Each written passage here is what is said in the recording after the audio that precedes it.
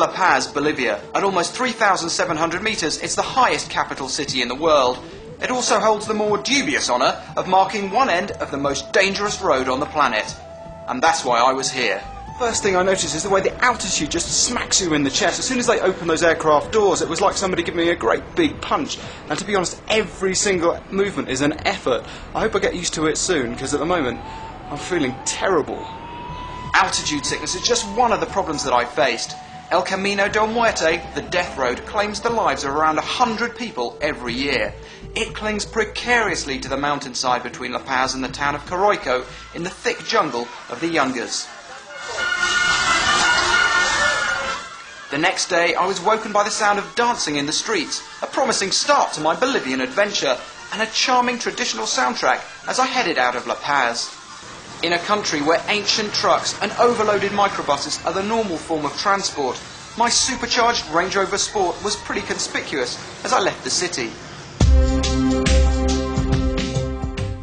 With the prospect of a 70-kilometre drive on a narrow track, with sheer drops of over 1,000 metres and not a crash barrier in sight, it was reassuring to be behind the wheel of a car with impeccable credentials. But even Land Rover's legendary ability might not be enough to see me through, warned my guide Hugo. An experienced mountain climber, Hugo recommended we sort out a sorcerer. Yeah, we need to bless our car, to go down on this road, because it's the death road, we need all the help that we can. Esteban, the sorcerer, then conducted a bizarre ritual to bless my journey. He prepared effigies of cars and trucks and a horrific-looking desiccated chicken. He asked me to sprinkle coca leaves on this peculiar pile. Then he built a fire and burnt the lot.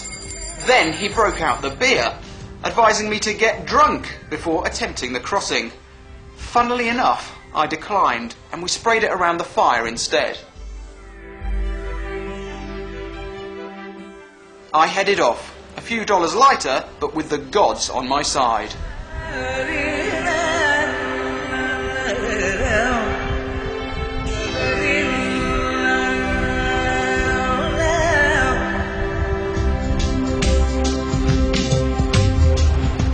It wasn't long before progress was halted by a huge rockfall.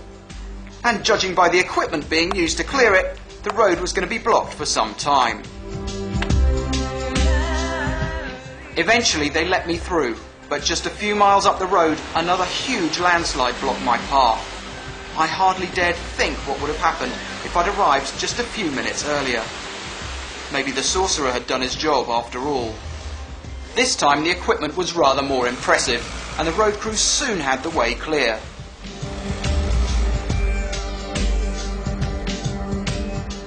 Progress is slow on the world's most dangerous road. There are landslides and continuous roadworks to deal with. The dirt road is frequently rutted or caked in mud, and the Range Rover's terrain response system got a serious workout. There's also a tremendous amount of traffic.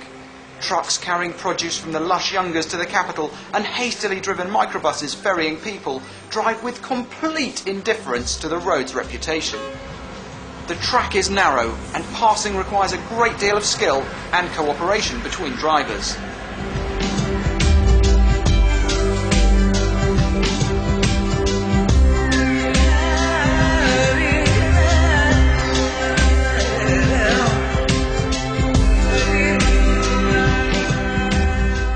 It's not surprising that accidents happen.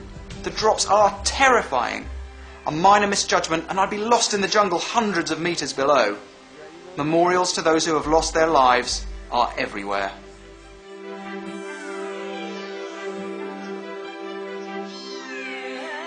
Well, here there was an accident, and probably a truck or a bus, fell down. Come here, I will show you the clip.